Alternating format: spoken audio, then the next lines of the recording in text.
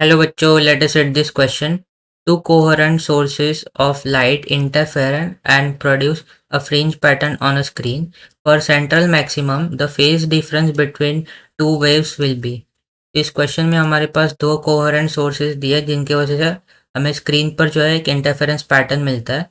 तो हमें क्वेश्चन में क्या पूछा है कि फॉर सेंट्रल मैक्सिमम जो फेज डिफरेंस होगा दो वेव्स के बीच में वो कितना होगा.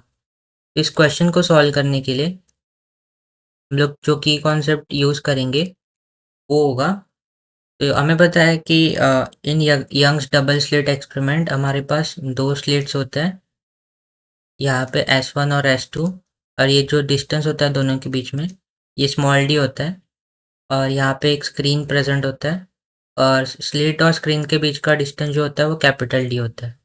और ये जो होता है ये हमारा सेंट्रल मैक्सिमम होता है.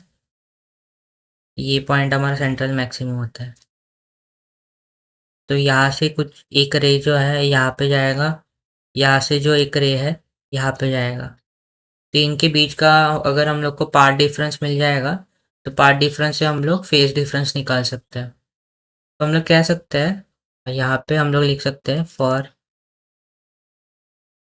सेंट्रल मैक्सिमा जो पाथ डिफरेंस होता है, पाथ डिफरेंस पाथ डिफरेंस जो होता है वो जीरो के इक्वल होता है. यहाँ से अगर हम लोग कैलकुलेट करें तो by symmetry we can say that कि जो पाथ डिफरेंस आएगा इस केस में वो ज़ीरो होगा. तो हमें अभी क्या मिला, पाथ डिफरेंस हमें मिला ज़ीरो. फॉर सेंट्रल मैक्सिमा जो पाथ डिफरेंस है ये ज़ीरो है. और पाथ डिफरेंस और फेज डिफरेंस में रिलेशन क्या होता है, तो फेज डिफरेंस जो होता है वो 2 pi upon lambda into path difference जो कि हम लोग डेल्टा एक्स से डिनोट करते हैं.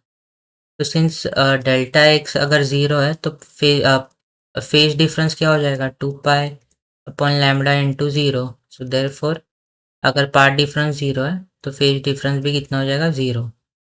तो हम लोग कह सकते हैं कि सेंट्रल मैक्सिमम के लिए जो फेज डिफरेंस होगा दोनों वेव्स के बीच में वो ज़ीरो हो जाएगा. तो हमारा ऑप्शन डी जो है वो राइट हो जाएगा. तो I hope you have understood it well and best of luck.